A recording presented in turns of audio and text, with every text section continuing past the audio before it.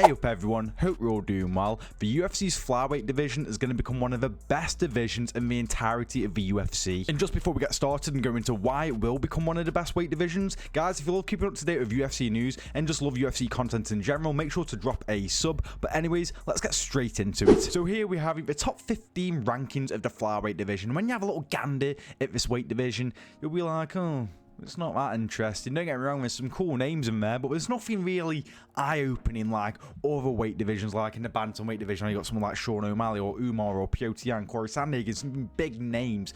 Flyweight, maybe it's lacking a bit of that, but hold on, because there's a lot of prospects who are just on the outside of the rankings in the Flyweight division, and I think they're going to make the division brilliant. In maybe just 2 to 3 years' time, we'll see a lot of these prospects really flourishing in this weight division. We start off going through these prospects with Joshua Van. Of course, he's in the rankings, he's ranked 10th, and obviously he's the main talking point, hence why I'm starting off with him, who's got that big fight against Brandon Royval at UFC 317, just fought at UFC 316, and obviously again, he's got that nice big one against Brandon Royval, and he's on a great winning streak right now, fighting, what, 5 times within 11 months? Something along those lines, something stupid. It's not even been a year since he's lost to Charles Johnson. This guy's amazing to watch. You guys know, if you watch the UFC, you know that Joshua Van is just so fun to watch. Very boxing heavy style, good takedown defense. Only 23 years of age. Only 23, and he doesn't turn 24 until later on this year. This guy has a lot of talent for such a young age, and even if he loses to Brandon Royval, he's still a very good talent and very young, and I feel like if he loses to Brandon Royval, that's a lot of experience to take on as a 23-year-old, and if he wins against Brandon Royval, he's arguably next to Alexander Pantoja or Kai Kara France, whatever happens there. But yeah, this Joshua Van, if you're not on board with Joshua Van, I don't know what to say. A fantastic fighter to watch. Whenever he's on a card, you know to tune in. Just so fun to watch. But anyways, we move on to the next person who took a loss in his last fight, and that is Tatsuro Taira, who has a record of 16-1 and is only 25 years old. Now, he did lose to Brandon Royval, who's taking on Joshua Van, but before that, he beat Alex Perez, beat Carlos Hernandez, beat Edgar Chairez, and he was doing really well against all of these people, in my opinion, dominating. And when he lost to Brandon Royval, it was very competitive, but I feel like the experience really did show and let him down in that fight. You know, it was like 2-2 going into the 5th, and then in the 5th round, Brandon Royval really showed that experience and really stuck it on him. But before that, Tatsuro Taira was looking really good. I feel like if Tatsuro Taira, he's already got really dangerous grappling, he can submit you, he can control you on the ground, very strong for a 25-year-old guy. Again, had a very competitive fight against Brandon Royval, who was no joke.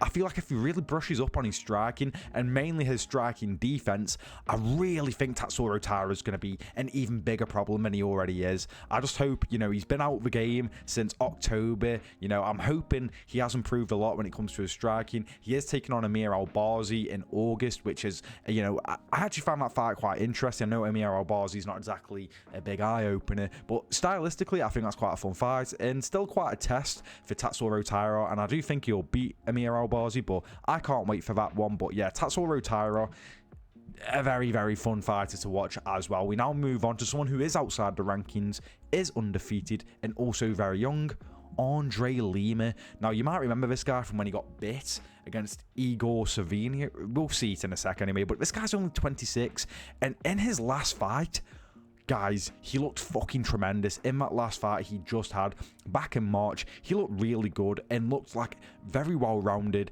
a very serious threat in that flyweight division. You know, I'd gone to the decision a few times, and we can see it right here. Lost to Igor Severino. Sorry if I butchered his name, because he bit him. But this guy's undefeated, looks really fucking good. I can't wait to see more of him, because again, against Daniel Barres, he looks fucking incredible. I hope he can remain quite active. He had 3 fights in 2024. He's had 1 fight so far this year. He's already got a fight confirmed for the same card as Tatsuro Taira when he takes on Felipe Bunes. I'm hoping he gets another standout performance like he did in his last fight. But Andre Lima, he looked so good in his last one. I'll be very surprised if he lost his next one, but another guy to look out for, because if you saw what happened in his last fight, trust me, he looked really fucking good. Next up, we have another undefeated fighter, and that is Lona Kavanagh, I'm going to say Lona Kavanagh, from England. I think he has Chinese heritage as well. Only 26.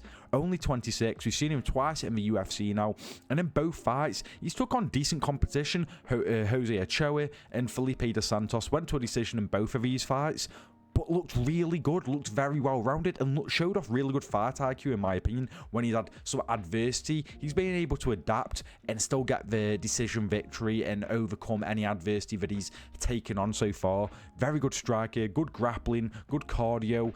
He looks really, really good.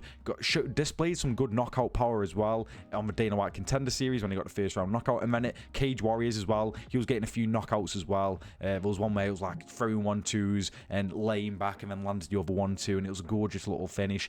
And he's taking on Charles Johnson in August, which is a big step up. That's a risky fight, but I'm excited for it. I'm excited to see how he deals with Charles Johnson, who, you know, possesses a lot of power, is a very good striker, and I can't wait to see that fight. So in August, we see a lot of these flyweight fighters back in the octagon. We get to see them display their skills again, and, you know, for this one, Charles Johnson and Lona Kavanagh, I really can't wait for that fight. I think that's really good matchmaking.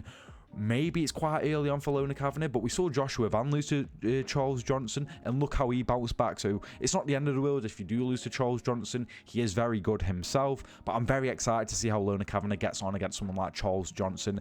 Now we move on to someone who we've just seen on Lona Kavanagh's record, and that is Jose Ochoa. Now, he lost to Lona Kavanagh, but there's more to it. He's 8-1, only 24 years of age, and if you just watch UFC Atlanta, he put away Cody Durden brutally in the second round within, like, what, 11 seconds. He looked really good against Cody Durden. Now, he has got that loss to Lona Kavanagh, and that was his UFC debut, and I believe it was Lona Kavanagh's UFC debut. But if you watch that fight again, he did hurt Lona Kavanagh. I believe it was in the second round or the third round. I can't remember which round it was, but he was a problem for Lona Kavanagh. And this was a very good fight. I actually want to rewatch this fight because both guys were showing very good skills when it came to the striking.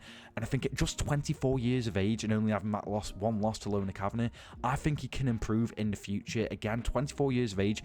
I can't wait to see this guy fight in the future. If you watched him against Cody Durden, he was doing great on the stand-up, hurting multiple times, very explosive, great with his kicks. He did get tagged by Cody Durden at one point in the first round, but again, in that second round, came out the gates, landed a big uppercut, and then put him away with a left hook and landed some more shots as well. But this guy was super fun to watch.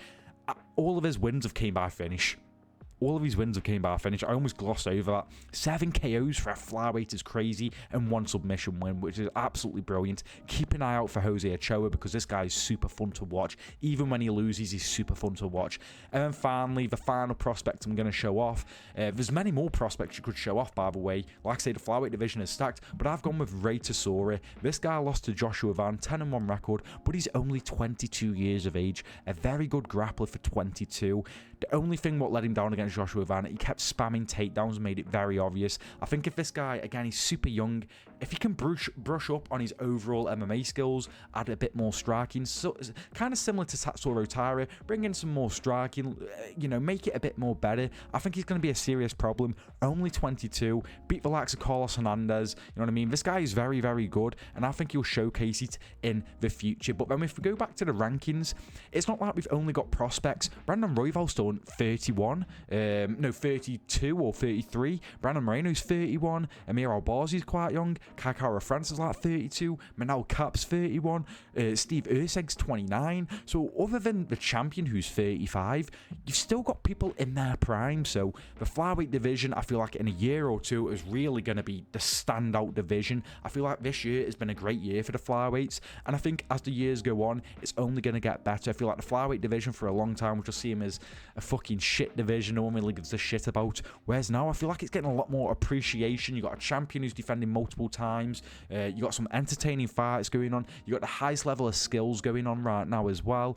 I think the flyweight division, I'm going to glaze the fuck out of it. I think it's brilliant, and I can't wait to see how it is in the next coming years. But what do you guys think? Do you agree with me? Do you think the flyweight division is going to be the division where everything's going to be happening at? Let me know in the comments. Thank you for watching the video, and I'll see you in the next one.